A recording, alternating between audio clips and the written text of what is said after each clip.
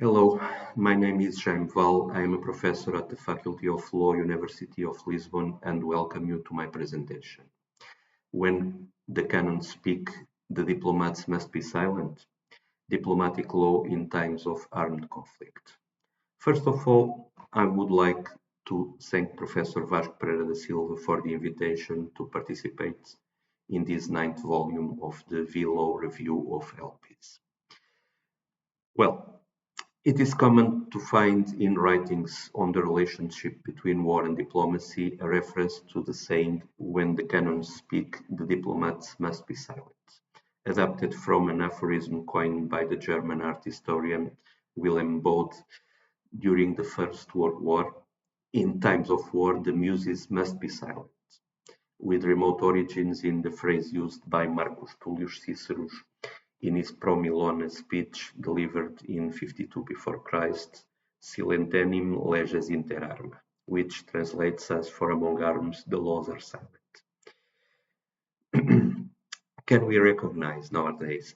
any truth to that saying, when canons speak, the diplomats must be silent?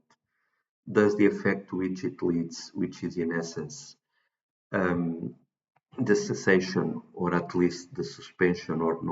non-operation of diplomatic relations corresponds to a rule of current international law? In a more precise legal formulation, what we are asking here is whether the existence of an armed conflict among states precludes the continuation of diplomatic relations between them, or if this is not precluded, whether it brings some essential change to the way in which these diplomatic relations will proceed from then on. To give a reasoned answer to this question, we need to specify the scope of diplomatic relations we have in mind, as the answer may be different depending on whether we are dealing with permanent bilateral diplomacy, which is developed through established diplomatic missions with a permanent nature in foreign territory, or we are dealing with ad hoc diplomacy, which involves sending special missions or traveling envoys abroad or holding diplomatic conferences there, or with direct diplomacy through direct contacts between the heads of the highest bodies of the state, heads of government, and ministers of foreign affairs, or even with multilateral diplomacy, which takes place through the membership of international organizations. Starting with the latter, the multilateral diplomacy, it is clear that the existence of an armed conflict between members of an international organization does not prevent them from participating through their delegations or representatives in the works of the bodies of that organization,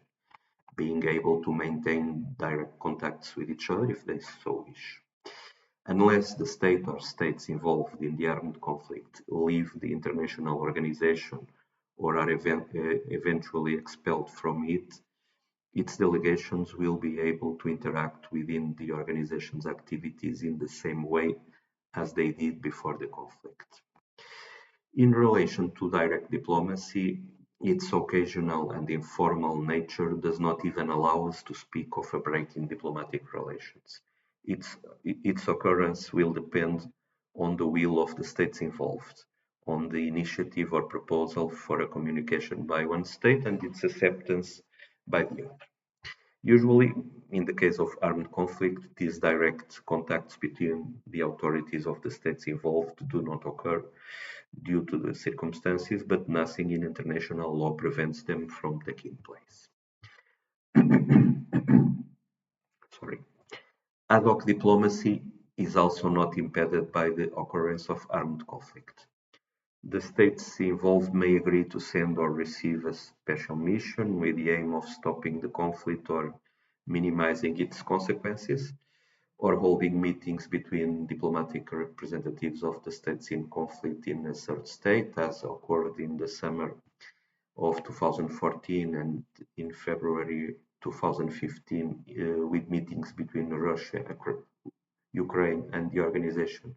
for Security and Cooperation in Europe in the capital of Belarus, which led to the signing of the two Minsk protocols. Well, This leaves us with permanent diplomacy as the only true field of investigation to provide an answer to the question of hypothesis, an answer to the question or hypothesis initially formulated as to whether the existence of an armed conflict between states leads through the application of an international legal rule to the breaking of diplomatic bilateral relations between them, with the consequent closure and withdrawal of permanent diplomatic missions that have been installed by each of them or by only one of them in the other's territory. And the answer to this, we can already anticipate, is unquestionably negative. States that find themselves in a situation of armed conflict may break diplomatic relations at the initiative of any of them. And often, most of the time, this is the most likely sequence for such a situation, as occurred with the rupture of diplomatic relations with Russia at the initiative of Ukraine in February 2022, following the Russian invasion of Ukrainian territory. But the rupture is not an automatic result independent of the will of the states imposed or resulting from a rule of international law. First, general multilateral treaties on permanent diplomacy do not contain such a rule. Neither the Vienna Convention on Diplomatic Relations of 1961 nor the Vienna Convention on Consular Relations of 1963, which bind almost all currently existing states, provide anything about the effect of armed conflicts on the subsistence or otherwise of diplomatic relations. This omission in itself would not necessarily imply the impossibility of the existence of a rule with this meaning, coming from another source, such as international costume. However, unlike what used to happen in the 19th century, in which the declaration of war was almost always accompanied or preceded by the closure and withdrawal of permanent diplomatic missions, the analysis of international practice over the last 50 years allow us to verify that there is almost never a declaration of war.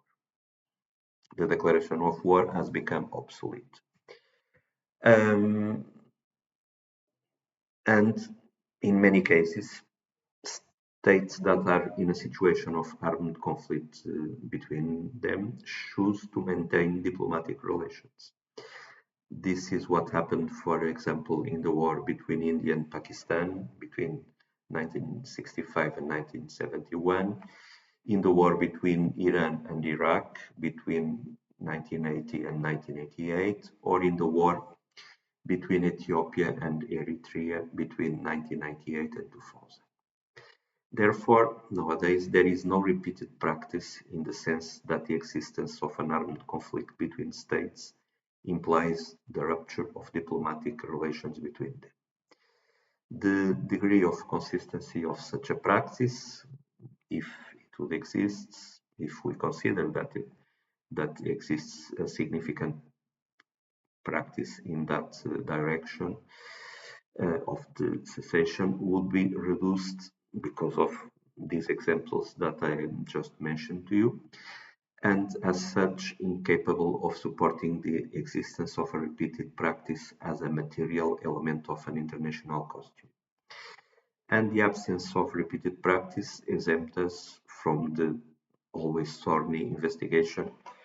of the occurrence of the psychological element of costume, the conviction of obligation or opinio juris. So, the absence of any international rule on a customary or conventional basis in the sense of the automatic termination of permanent diplomatic relations between states in the event of armed conflict between them,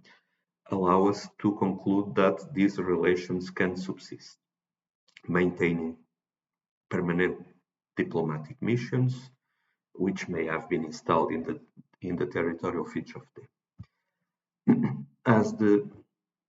existence of permanent diplomatic relations between states is based on mutual consent,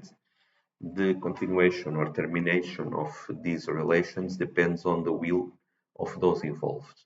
with any of them being able to opt for their rupture. It is possible to identify a set of reasons that led to this evolution. Firstly, the obsolescence of the practice of declaring war, replaced in most cases by the beginning of hostilities without prior warning. This has removed from international practice the moment usually used to confirm the cessation of permanent bilateral diplomatic relations, making this cessation dependent on state action that clarifies or confirms the situation of conflict between states, which is not always in their interests, as Russia's reluctance to state that is currently at war with Ukraine shows. One of the reasons for this is the current prohibition on the use of force to resolve international disputes, which is only not unlawful, the use of force, if it corresponds to self-defense or the exercise of a mandate granted by the Security Council of the United Nations for the purpose of maintaining international peace and security. The continuation of permanent bilateral diplomatic relations in these cases can be used by states to try to deny or minimize the practice of unlawful aggression. On the other hand, the rule of automatic termination did not safeguard a true interest of the states, really. In other words, it was not truly necessary to guarantee free will and consequently state sovereignty, since in fact, if a state can at any time and only at will terminate diplomatic relations with another state, it would not benefit in any way from the automatic termination rule. On the contrary, this rule restricted their autonomy of will, as states could consider it more beneficial for their interests to maintain diplomatic relations even in a situation of war. There was no incentive to maintain or reiterate the previous practice of automatic termination. Considering that consular relations, despite their different historical origin, are nowadays encompassed within a broad notion of permanent bilateral diplomacy, what we said about the no-automatic termination of diplomatic relations also applies to consular relations. Furthermore, the rupture of diplomatic relations does not necessarily lead to the rupture of consular relations between the states involved. This is the customary rule codified in paragraph 3 of Article 2 of the Vienna Convention on Consular Relations. International practice contains examples of maintaining consular relations despite the rupture of diplomatic relations due to an armed conflict. This is what happened when, in the wake of the Russian-Georgian War of August 2008, Georgia took the initiative to break the diplomatic relations but maintained consular relations with Russia, given the high number of Georgians residing in Russian territory. Well, having settled that permanent bilateral diplomatic relations and consular relations between two states do not automatically cease due to the occurrence of an armed conflict between them, let us now see whether the international legal regime of these relations undergoes any changes due to the armed conflict. As highlighted by Nguyen Ngoc Dinh, it is evident that as diplomatic and consular law was originally conceived to be applied in times of peace, its observance in situations of armed conflict is more difficult and more unpredictable. and must be viewed with caution. As noted in paragraph 6 of the partial decision of the Eritrea-Ethiopia Complaints Commission of 19 December 2005 regarding Eritrea Complaint number 20, and I quote, "Some of the core functions of the diplomatic mission, for example, promoting friendly relations between the sending state and the receiving state, as provided for in Article 3, Paragraph 1 of the all of the assumptions of effective diplomacy representation, for example, freedom of movement, collection of information, and the possibility of influencing public opinion cannot be presumed unrestrained during hostilities." End of quote. However, the same partial decision made it clear in its paragraph 20 that it was not acceptable, and here I quote again, for the parties to derogate from their fundamental obligations arising from the Vienna Convention on Diplomatic Relations, namely those relating to the inviolability of diplomatic agents and mission locations, because of the demands of war.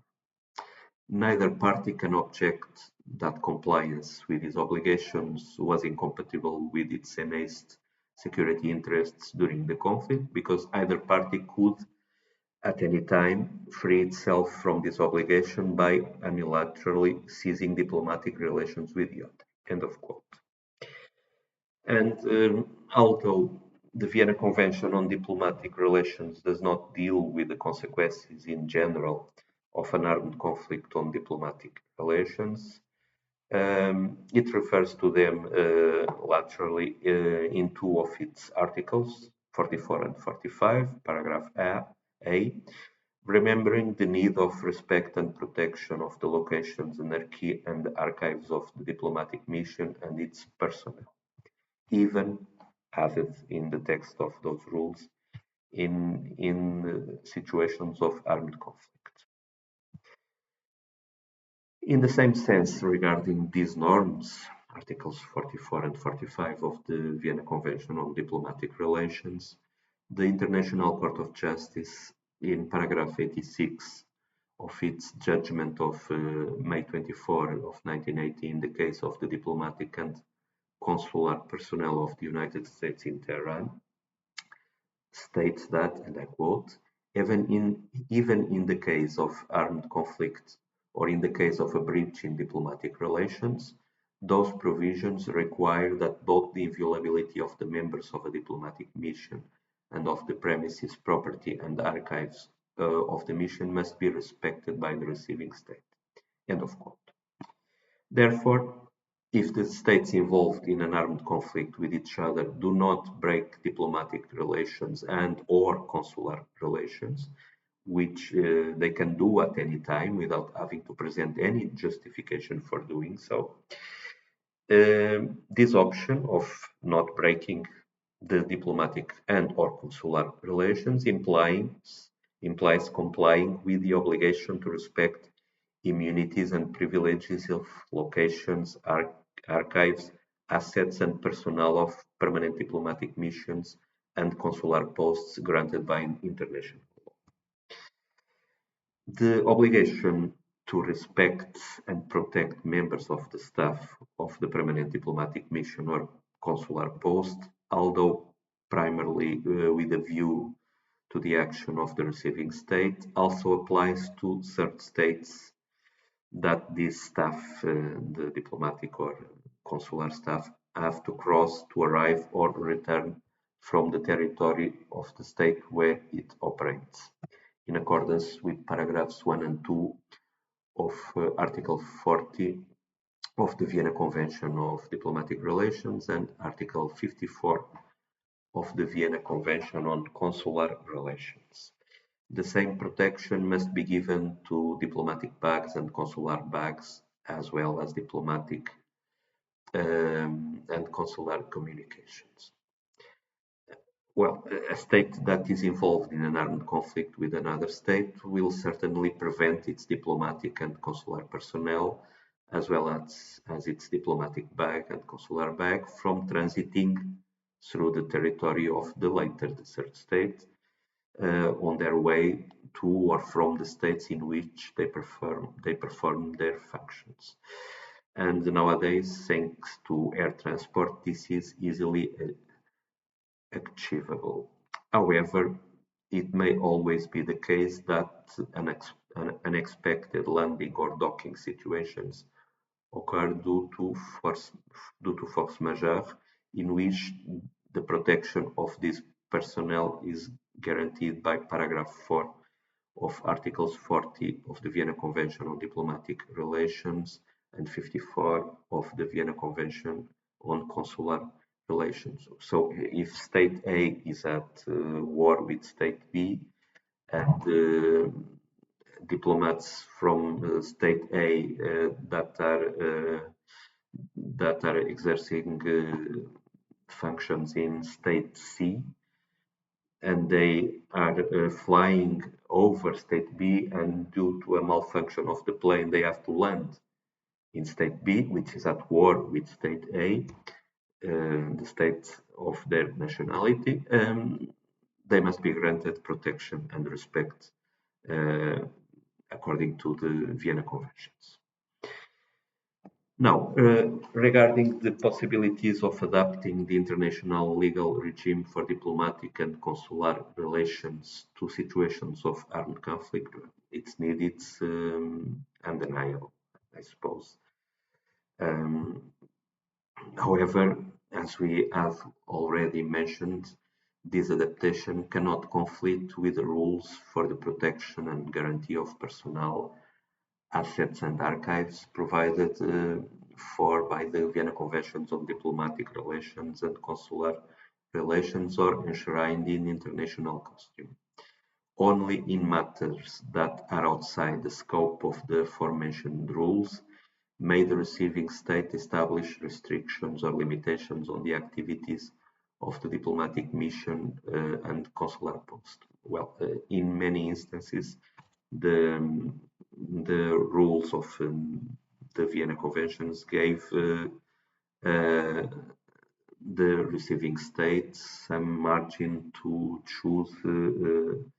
the way in which the diplomatic mission personnel can act in its territory. And in other points, the margin of action provided to the diplomatic personnel or to the consular personnel are involved in a mandate of optimization, if we can put it that way, for instance, regarding the development of